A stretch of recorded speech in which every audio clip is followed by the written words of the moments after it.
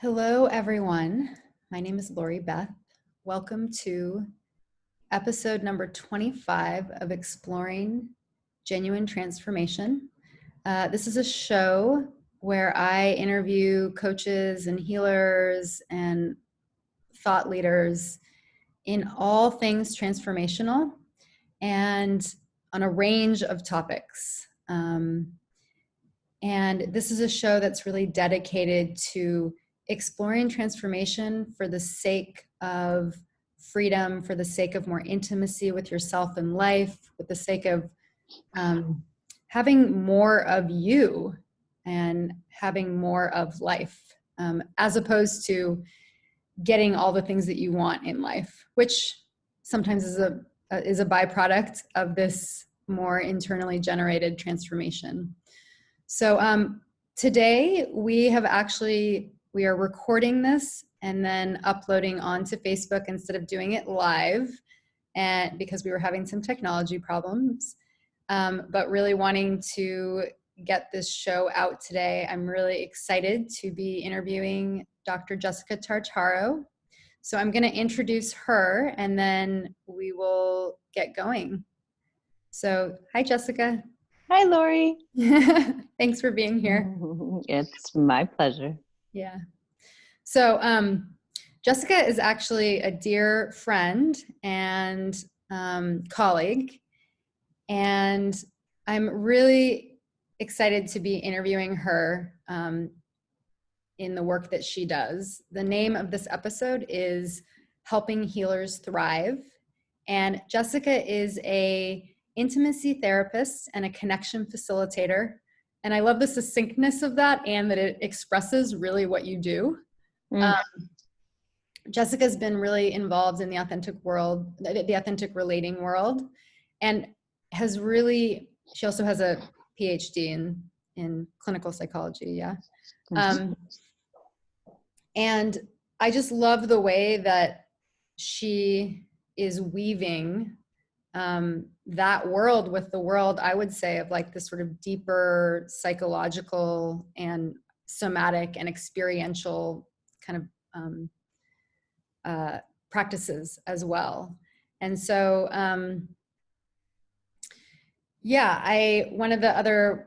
so Jessica leads a group that she started called Speak Up, and I have participated in it many, many times. And so I have also a sense of Jessica's work. And that's a group where she is, teaching these authentic relating games, and her other passion, which is sort of the same, all along the same lines, but is what is inherent in our title today, which is Helping Healers Thrive. And she is in the process of launching an 11-month program called The Healing Healers. And this is guiding and teaching and supporting healers and leaders in moving out of isolation and moving out of like, oh, I'm working so hard and I'm in burnout and not feeling filled up, to leading from a place of authenticity and like wellness, and being able to use a lot of your, as a healer or as a leader, using the truth of your experience and the depth of your humanity to lead, so that so both that healers can be doing this with each other, but also in their leadership. So Jessica will say a lot more about that and as we go along, but I'm really excited for everyone to get a beautiful taste of her work today and her offering. Is there anything that you would add to that as the way of introduction? Anything you would say differently or? No, and I want to appreciate you for languaging things that are hard to language. I'm inspired hearing you. Awesome. If I wasn't running the program, I'd be interested. I mean, what I'm appreciating about you interviewing me, Lori, is that you have, as you said, come to my groups and gotten a living taste of my work. And then, of course, you yourself are a therapist. And there's this unique perspective that I believe culturally and socially therapists hold in our it's like the fabric of who we are as communities, that we as therapists hold this perspective, and you hold that with me. And it's other therapists that I want to have this dialogue with. So you and me talking today is part of the whole mission of us taking the time to lean in and go, wow, you see what I see. You sit in the rooms that I sit into. Let us close the gaps between these confidential little isolated pockets and start getting out loud together. And I don't mean talking about what we hold as confidential. That's not it. It's talking about what we are experiencing as humans, and then using each other to help us hold the enormity of what we hold. And then the bigger piece, and I'll just touch on this and we'll get to it a little more later, is using our relationship as fellow healers to help us tap into a much larger experience of being held. And that begins to get into a somewhat more spiritual viewpoint. But whether someone says they're spiritual or not, this idea of the universe is friendly and I'm not doing it alone, I believe that outlook is vital for us to walk the path of healer and not walk a burnout path.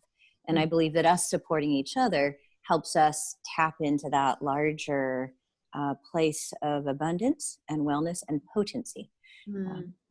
So you and me talking today feels like we're talking about it and we're doing it at the same time. Beautiful. Yeah. Thank you for that addition. And also just, yeah, exactly. We're in it. I love that we're actually doing it. Like it's not just, we're not just having a conversation about it. It makes me curious because a lot of, I'm imagining that a lot of people who are watching my show are not necessarily therapists. They might be coaches or they might be kind of other healing practitioners.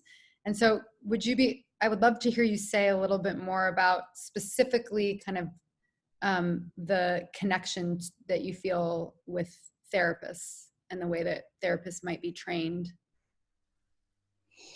Well, I don't want to get too far into it because I don't only want other mental health therapists to be the ones responding to this. That would be its own program.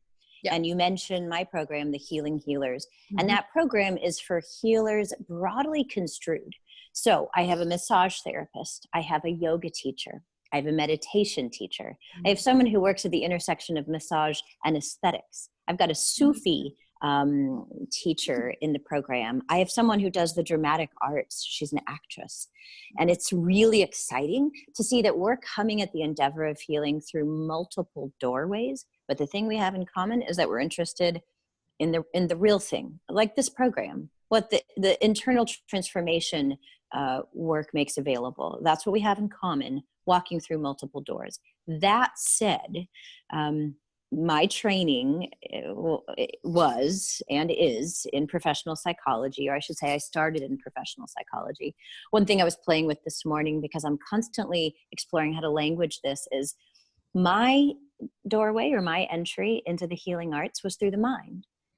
So I was an academic. I was one of those students and scholars who did well, performed well at the tops of all of my classes. And so all my mentors directed me to do what? Max out in the system of learning to get a PhD.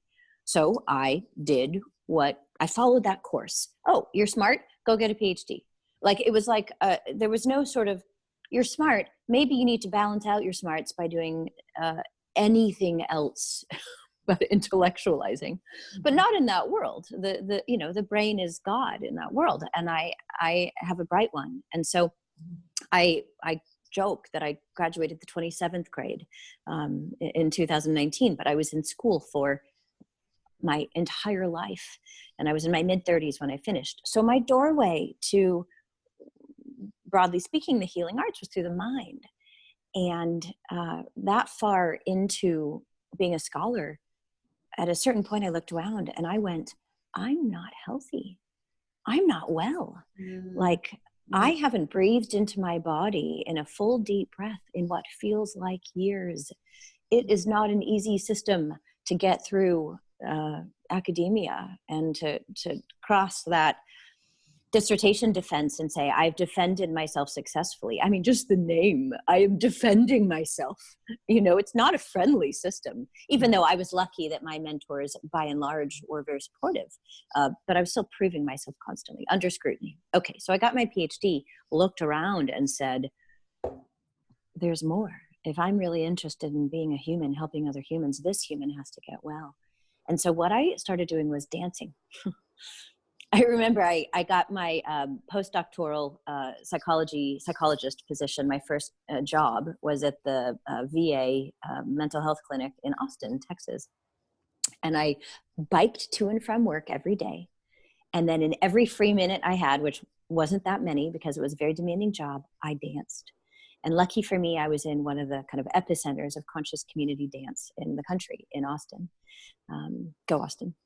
And so I started dancing my way and biking my way and back to my body. And here I am a decade later. And what I believe is very unique about my offering is that I am bringing a large piece of work that's about embodiment in concert with bringing scholarship, in concert with bringing a whole bunch that I found in the interim. So one affinity to kind of to your question that I have for other mental health therapists is an appreciation of how most of us got trained through the system that prioritizes the mind, that elevates the mind. And I am grateful every day for the quickness of my mind. But I'm also well aware that that's not all there is. And in fact, if I'm very interested in specifically trauma recovery, I mean, not being in the sort of frozen dysfunction that most of us have living somewhere in our bodies, that it must be about dropping into the body. So that's, both an affinity I have for people who share my degree, but also a hope that I can invite a walk into the body along with me. Mm-hmm.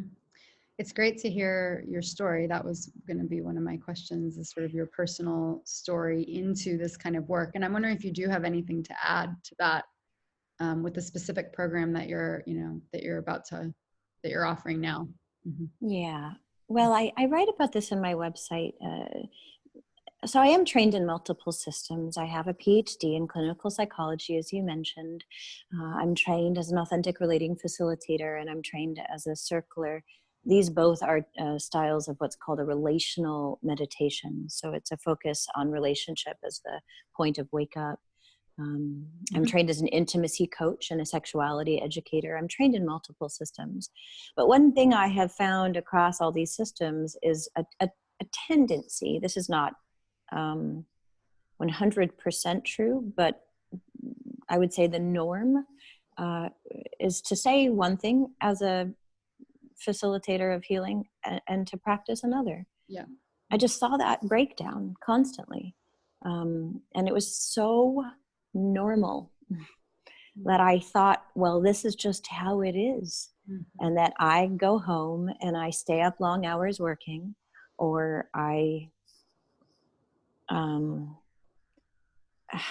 there's so many examples.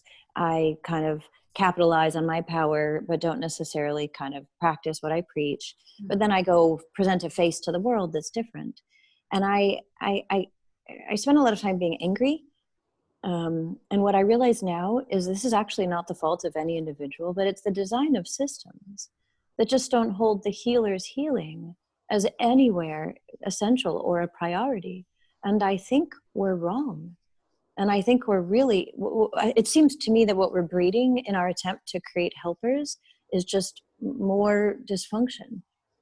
But this is in the design of the system. So if I go back to, okay, so we're all products of the system. We have to be products of a different system in order to help the products of the current system.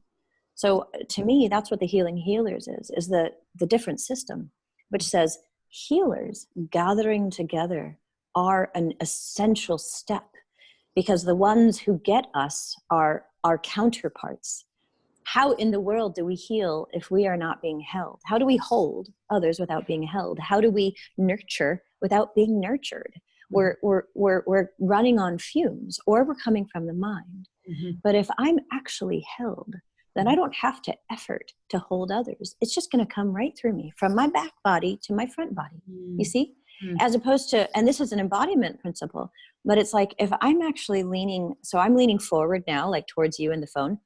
But if I lean back, my body starts feeling actually right now different. There's a little less strain in my lower back. Yeah. I take a clearer breath. Yeah. Oh, I like your little neck move there. Yeah. So it even does something in the space between us if I do that. So if I see, and I'm in my therapy office right now. So over there, if I point over there, that's where my clients sit. So if I actually see my clients not from leaning in from my front body, but leaning back from my back body, then there's less expenditure and more ease. Then there's less effort or muscular kind of doing and more surrender. And that's a sustainable model. And what I'm really invested in is healers sustaining. I said this in a talk I gave yesterday, but I feel really privileged that I get to say it again and to you and through your program, which is I'm invested in healers taking a much more active leadership role in the shaping of the world as we know it, as in shaping of policy, as in shaping of the kind of containers that hold communities, as in shaping of resistance movements. I've seen a lot of resistance movements run by people who don't hold the kind of insight that, by and large, I believe healers and therapists hold, which is really sophisticated psychological insight, hard won from hundreds and thousands of hours of sitting with humans and listening patiently to stories and going, wow, here's the themes in common. And I think we have more to offer than we are activating, and we're too tired to get involved. But I think if we get more sustained, we can step out more, and our mentees can step out more. Our lineage can then start impacting the world. That's what I'm interested in. Beautiful. Yeah, it gives me this image of, even with what we just both did by backing up, right? That it's starting with the individual, right? It's like, okay, if I can relax back and feel held, and then I can feel held in this relationship, let's say, both as a therapist and a coach, or I can feel held in that relationship, where I can feel held as a client, right?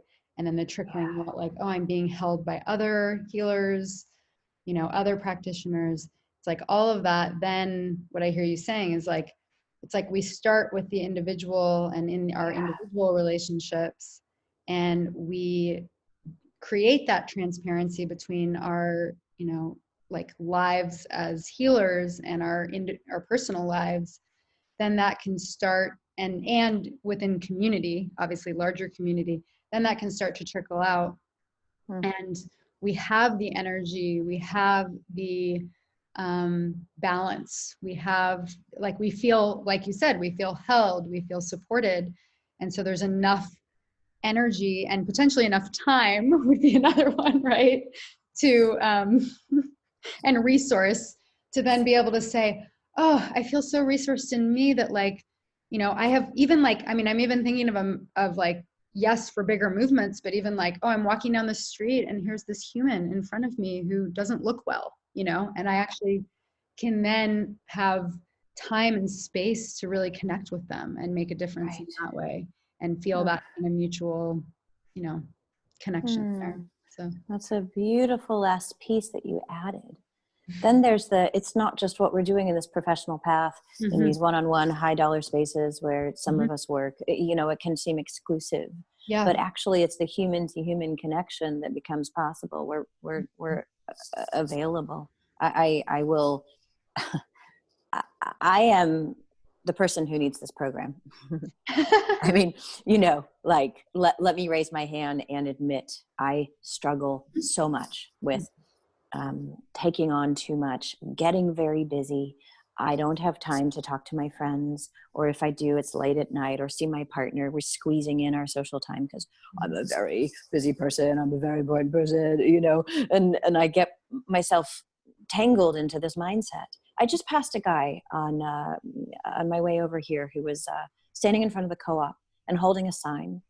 And it's like I passed a human. I mean, I'm not necessarily one way or another saying we should always stop for everyone who's standing on the street with a sign, but just to be able to let the world impact me and be present to it. Yeah. I mean, you're talking about such a basic way of being more present to the world, and that has my fingers and toes tingling. Yeah.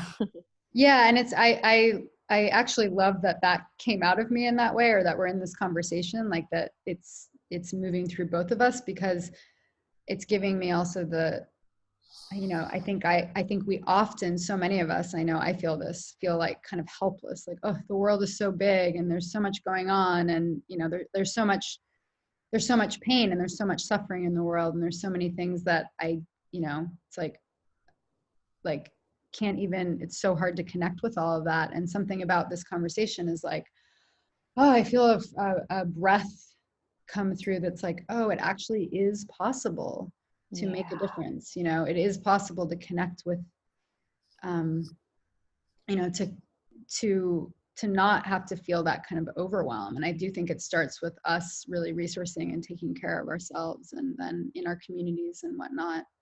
The vision that you have. Yeah. I had another thought when you were talking too, which is I work with a coach, and she often talks about what your core message is the medicine that you need to give yourself. And it's usually like the life theme, you know, it's like the thing that you've been working with your whole life. And so and this is what I see you doing, so this is why I wanted to bring it up. But you know, as you, like, it's like you engage that medicine, you're constantly engaging that medicine inside of you. And then as you know, begin to put it out in the world in all the different ways that you do, then you're like re-engaging it in you again. And, but the beauty of that, which I've really liked the concept, is that it both keeps us honest to our work, you know, and to what we're offering, but that also, like, again, it brings together like it brings us into connection with the people that we work with. We're not separate. You know, it's not like, oh, I'm offering this thing that has no relevancy to my own, you know, path or my own journey, but actually I'm offering this thing that, you know, is the thing that ties us together. And I can bring this up in the work that I'm doing with you, you know, like, you know, whether it's a group or whether it's an individual client, it's like, oh yeah, I get that, you know, and we can be in this together, and that because it is the medicine that we're engaging in personally, it's like we keep being able to offer it even more powerfully, you know, as we do the inner work. So beautiful, precisely. I think this is also, you were referencing therapists. I think this is missing, particularly in mental health therapy, in the kind of norms of that culture. I have a hunch it's missing across the board in forms of healing, and I'm sure it's missing in medicine. But this idea of, I am of the substance that I am serving. You know, and this is where there's sort of political underpinnings, I think, of this program. I've done a fair amount of work in social justice activism, and it feels imperative that any of us paying attention are looking at systems of power and marginalization around our work. So I do. And one of the things I think has happened in the healing arts, kind of just held as like a tradition that's age old, is kind of getting ravaged by capitalism, as if I'm commodified. So I'm just a dispensing machine for medicine. I'm a dispensing machine for wellness or stress reduction, rather than, as I said, I am of the substance that I am serving. Village healer is a way of calling kind of the opposite of the idea of like the commodified healer. So what I've been practicing, as I said, was trained as a professional psychologist, which is a fairly bounded kind of professional norm. I am doctor and you are patient. I am expert, you are non-expert, right? There's division, and that has its place. What I found, just in terms of my calling, I'm not necessarily at all saying there's anything wrong or bad. I have a great amount of gratitude to professional psychologists. I got so much from my training. But what I found in my calling is that I've become less and less interested in maintaining those bounds, and more interested in finding skillful, sustainable ways to, and you said it really nicely, I'll paraphrase, but relate, essentially, join in the humanity with my clients. Now, professional psychology does a wonderful job of teaching us ethics. And ethics, by and large, are about boundaries, right? We don't share certain things. It's called disclosure. There's a word for it, to disclose, right? There's even a word for getting human with our clients. Like it's like a thing, a special kind of, exception. So it's good and right to not use our time with our clients to do our own work per se. Mm-hmm. I mean, you think of the therapist, and I actually did have a therapist once. I would go to her for sessions, and it was like she would be like, "Oh, you think you have it rough? Let me tell you about me." And I was like, "I don't know. I don't think this is working out." Wow. Wow. I Mm-hmm. but the opposite extreme is someone who goes, "That must be hard. Tell me more." Right? There's sympathy versus empathy, right? So, very often, I don't know if you've found this to be true, but very often I find the clients who come to see me are working through things I'm working through almost in real time, or at least recently. So they come to my session, sit on my couch, and in my mind, I go, yeah, I get that. I mean, like, yeah, last night I was working on that one. Mm-hmm. So I have a choice point there. I can listen as if I'm hearing it for the first time. Ooh, sorry about that. There we go. Or I can, turn it around and make it about me. But the thing in the middle, which is what I actively practice, is being able to create the bridge that says, I'm with you. I am holding a ton of attention and compassion for your experience. I am being impacted by it. And I'm going to also create some transparency so that in this process, you also feel me, my humanity. So I think I was working with a couple yesterday, and I was talking about how when we get healthier, the grief will come, or the anger will come. Certain emotions that weren't safe will begin to flow. And that can look like we're going backwards. But I was making the point to them, because they've been doing some very beautiful work, that it's because they're creating more safety for each other that they're able to kind of be mad. Like, last 20 years, I'm mad. It was coming online. So I said, this is something to celebrate. And I said, I remember when I began to do some healing with my dad. And I just gave a short anecdote. And I said, I had my dad was really tough on us, but when he was diagnosed with Alzheimer's, he got really sweet. And I remember around that time how much I couldn't stop crying. And it was like the sweet father I'd always yearned for became available to me. I said, it's a sign of expansion and healing. So I just gave a little anecdote. And I saw especially one of the couple look at me and go, huh? Mm-hmm. Mm-hmm. There's something about it. And I've had clients say to me, I had one client say to me recently, he said, someone with an addiction history, he said, I've always hid from my therapist. He said, but I've never hid anything from you. Wow, beautiful. And we were at the end of the session, so I didn't have the time to say to him, why do you think that is? But now I'm just speculating. It doesn't come from his mouth. My guess is because I wasn't hiding from him either. Mm-hmm. Mm-hmm. I'm interested in being able to say to my clients, one, I'm human, but here's the other piece that's not small. And two, I'm not ashamed.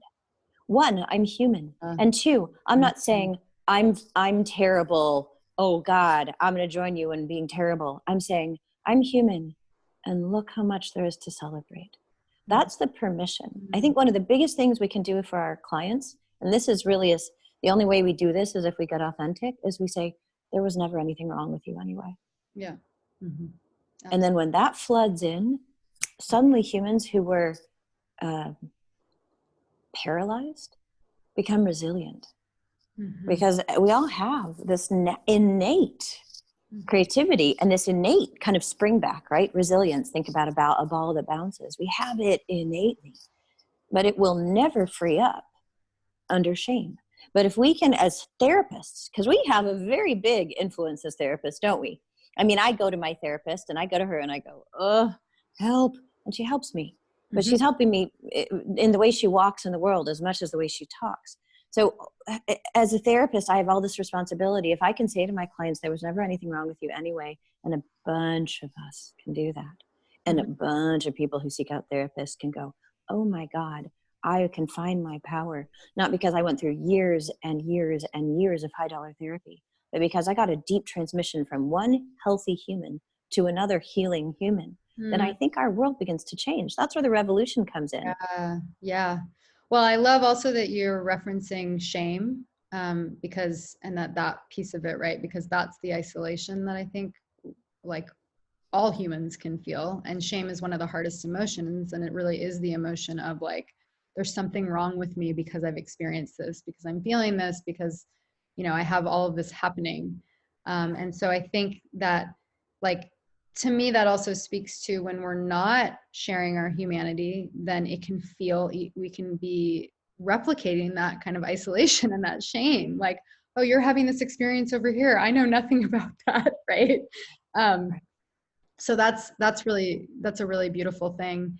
And I was also thinking as you were speaking, because you started, you know, you've been referencing therapists, and obviously both you and I are in the coaching world as well. So we're sort of I mean, we're, you know, I think this is one of the reasons that I have been shifting over to coaching, is because it feels like it does, the positive of that is that it gives a lot of permission to be able to be human and to, you know, like be friends with your clients in a certain way. I mean, maybe, you know, with those boundaries, right? But then obviously on the side of coaching, there can be a question of, you know, there's not, people aren't trained in ethics or in certain kind of boundaries, and also certain kind of deeper, you know, at times deeper attachment and sort of relational and trauma work, right? And so, you know, it's both sides of it. And you were really speaking to the therapy side of it, right? Is because we do get that training, but then sometimes there's not the permission to be human,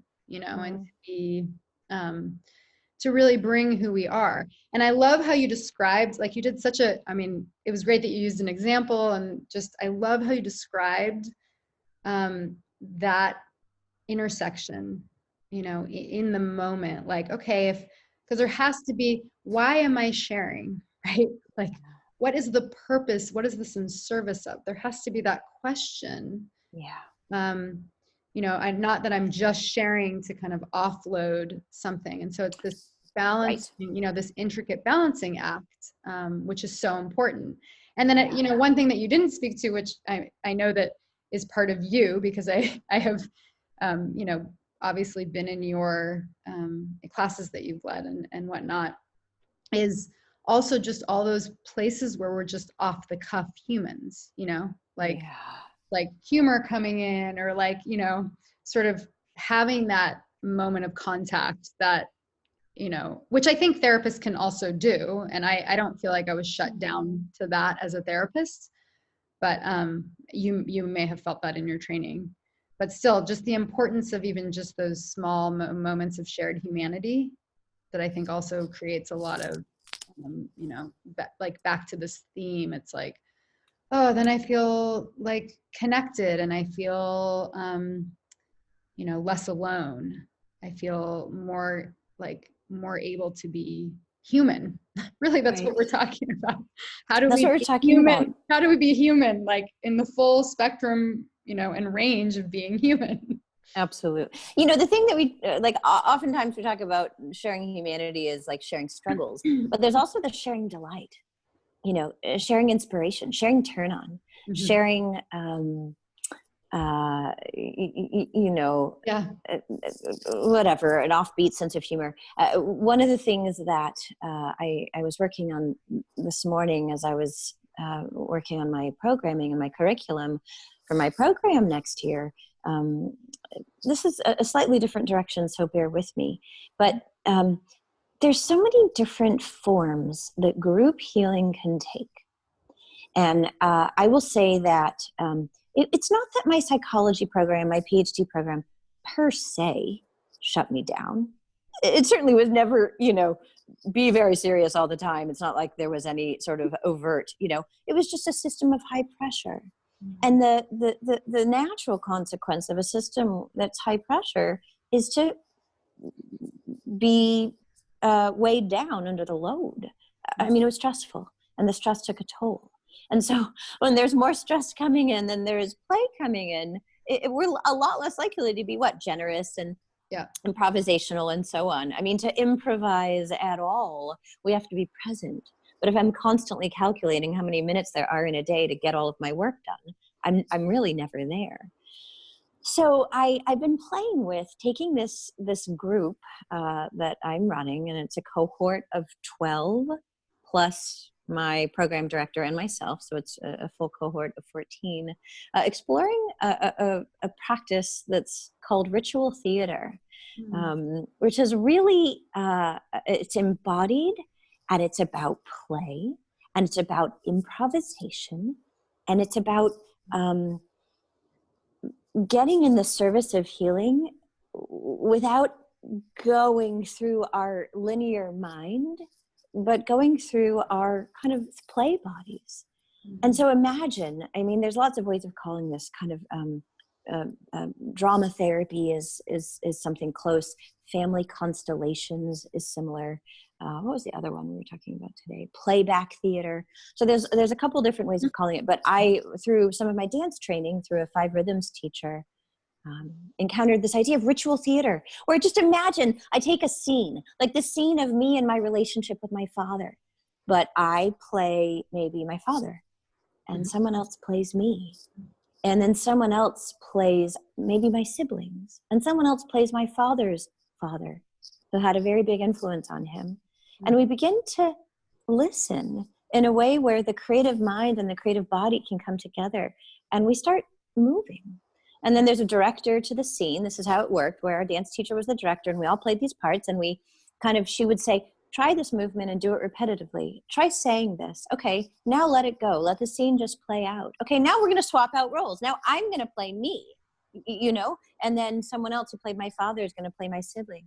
But thinking about, it's not just sharing humanity in the space where there's struggle. It's like sharing humanity in the space where there's like wild creativity. Like that's what I'm interested in.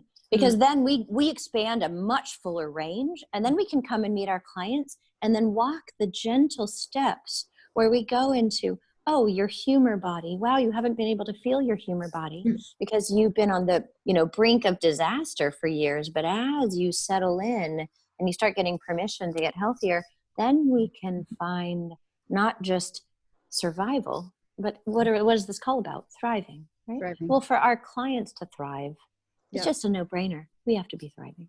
Yeah. Well, I love that you're bringing this in, because like the other, you know, we've been talking about, let's say, like doing the healing work or the trauma work, right? But the other side of that is, and what's that even in service of, right?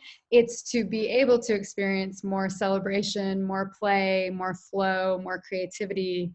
So it seems, I love kind of the balancing of that like to have healers be healthy, we need to be, you know, we need to be working in all of these ways, right? We need to be bringing joy and celebration, as well as being, well, you know, being seen in our shame, or being, you know, witnessed in all of who we are. And I just want to say, like, I think, as someone who's known you, well, I would say, I really think that you do an amazing job of, both as a friend and as, you know, someone who's supporting others, whether, you know, whether they're healers or not, but, you know, in supporting that kind of celebration, and in lifting, you know, the people up around you to really see their strengths and their gifts, and to be able to share leadership in a certain way, you know, wanting, like, oh, I see everybody, and I want to bring that out of them, which I think is another way, right, of talking about, like, what, you know, this idea, not the idea, but, you know, it's another way of supporting healers to thrive, right? It's like being in connection and community versus, like, not only isolation, but competition. And, you know, like, so I think you particularly, I mean, I've learned a lot from you, and from watching you, and watching you really help other leaders rise and thrive and see their, you know, unique gifts, and then be able to offer them. So I think that's a huge part. I'm sure that will be a huge part of your program. And I also think that that's a huge way that we're gonna, you know, like this model that you're creating, right? Like that's a huge way that it's gonna, that it is gonna basically help healers to feel whole, and to feel supported and resourced, and help our world, you know, as we've been talking about. Thank you so much. I feel very touched that you can reflect not just about my professional offerings, but how I walk in the world. That's my great hope. I mean, that is my great hope, to close that divide between, the walk and the talk. And I really diligently seek out my own healing. And that is something that I think feels fairly unique, is that I don't see a lot of practitioners necessarily tending to their own health. Mm-hmm. And that I in some ways I feel grateful that I had kind of a rough start in life, because it seemed not that optional to me, like to sort of be upright. I really needed to seek out a lot of help. Mm-hmm. But what that's done is really kept my own healing foremost. Mm-hmm. And so I feel like I have kept humility. Mm-hmm. And humility is a big gift, because it connects me to other people. I'm acutely aware that I have a lot of cracks in my system that need regular love, so that I can be, I don't know what whole really means per se, but that I can love all the parts.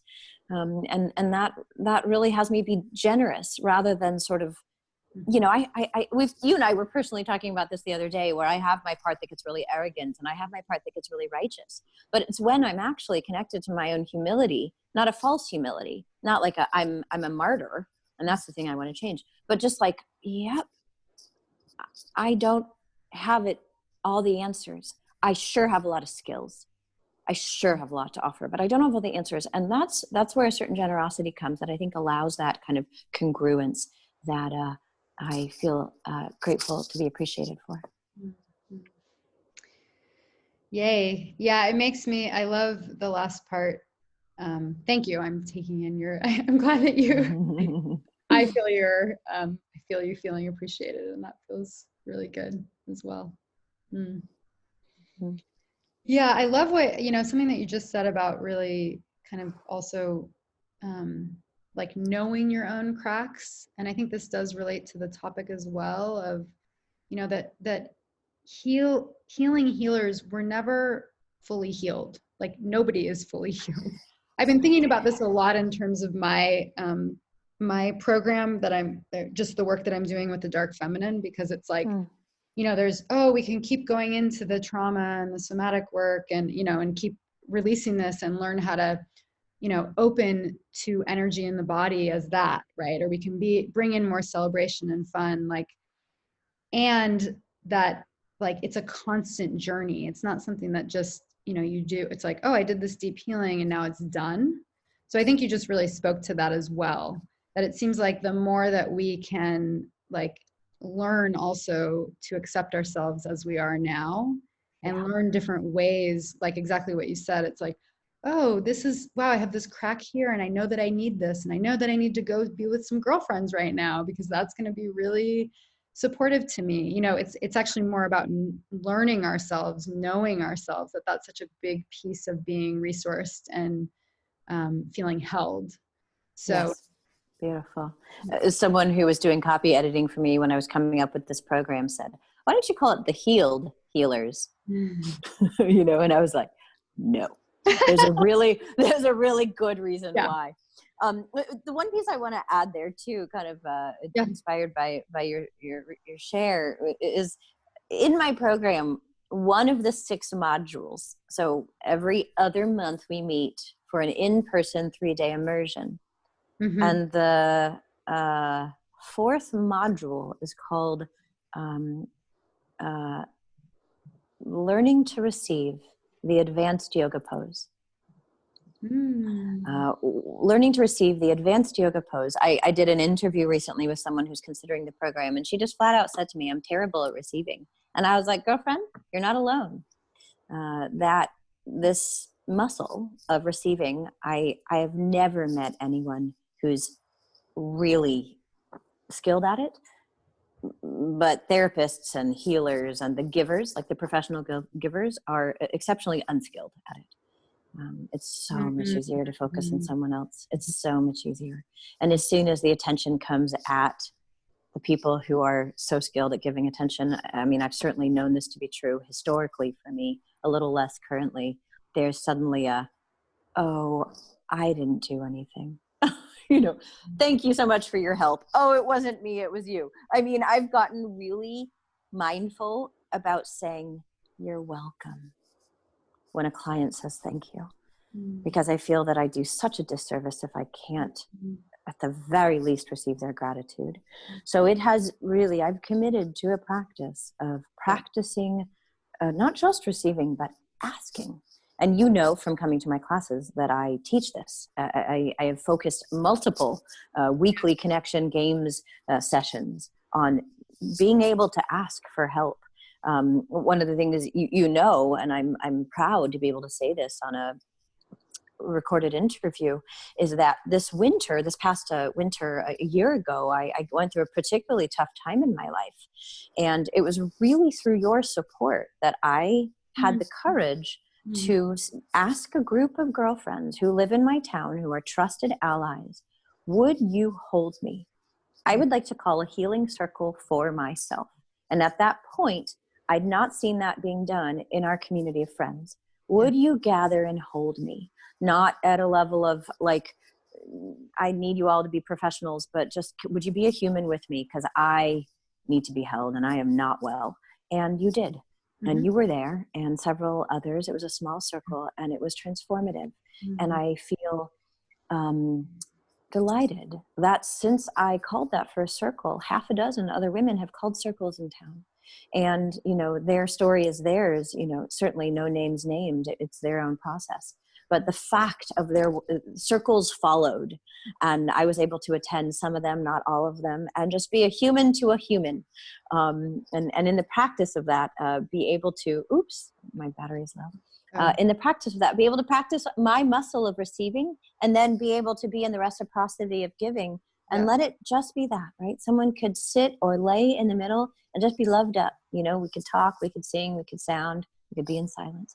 So I know is a muscle that, think about it, any muscle that's weak, it takes flexing, right? It's flaccid until any tone is toned by practice. So that is one thing that I specifically want to help my counterparts work on is, your turn. And it's one thing to receive from this sort of divine, like to receive and say, I have a prayer practice and I have a meditation practice and I feel held at a spiritual level. It's another thing to receive literally someone's embrace and not squirm.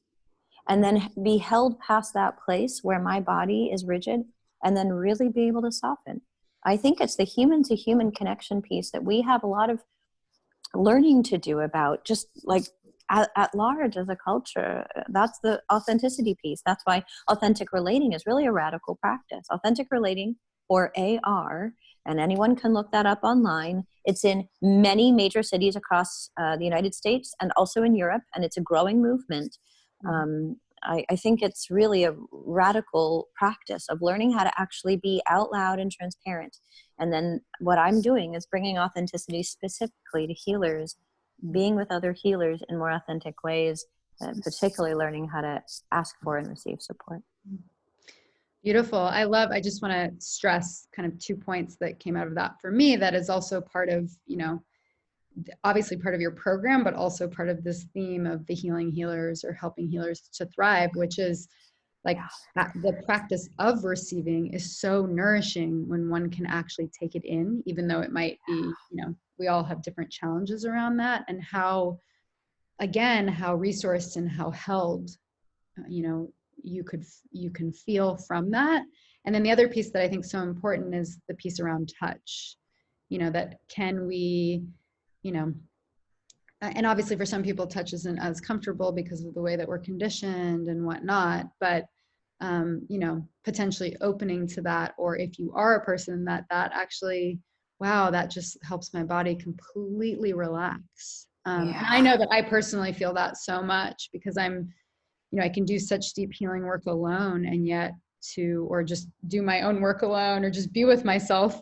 And then being in contact with somebody else, or having somebody hold me with no words, even for 5 minutes, can be like profoundly shifting of my entire nervous system, my entire being. So I'm just wanted to stress that, because I don't know the specifics of your program, though I'm very inspired by it, and but I'm sure that all of these pieces are part of your program, the pieces that we've been naming. Yeah. We are. And before we close, Yeah. Do you want to, I mean, it seems like a good place to probably close. So do you want to talk a little bit about your program and absolutely. yeah, and let Yeah, people know how perfect. they can, find you. And also when I post this video, we can post a link to Great. to the program description and everything. Perfect. Great. So the Healing Healers Journey is an 11-month program, and I've attended a lot of weekend immersions where I've got to squeeze in my training and then come back to work on Monday all tired. It's not that. It's an every other month, 3-day, Tuesday, Wednesday, Thursday immersion in the beautiful woods of Quilcene, Washington, here in the Pacific Northwest. In between the 3-day immersions, we're going to do virtual work. I have a beautiful lineup of guest teachers, and we have 6 modules. So it's February of 2020 all the way through December. We get to be on an extended journey together, which has me really excited because, as you and I well know, these kind of conditioned learnings take time to unlearn. So we're going to be spending some time together. The program is half full, and I'm looking for kind of the brave, embodied healers who are wanting to change systems. And that is, not for everyone, but for the people whose torch is lit and want to get more fire around them, want to get more support, want to get more practice, want to get allyship. And it is true that one of the things that I have been cultivating is my ability to kind of quicken the flame of fellow leaders and healers. Mm-hmm. And so that's what we're going to be doing together. So we're redesigning models of leadership. We're celebrating our mythology, that where our origin started, the crack through which the light comes through, as Leonard Cohen says. We're doing work around being able to celebrate whatever wounds wrought us, wrought and brought us into our profession. Then we're practicing authentic relating and authentic leadership. So inside of my program, the participants will get trained to become authentic relating facilitators. And my sense is authentic relating games have infinite applications. So that is one of the skill sets that will be included. And then, as I said, we're going to be practicing the art of receiving. We're going to be practicing what it means to actually be seeking our own intimacy as healers. So I felt it was important as an intimacy therapist that I have a module on intimacy for therapists and healers, intimacy for the practitioners of people who spend so much time giving. What does our own path of intimacy look like?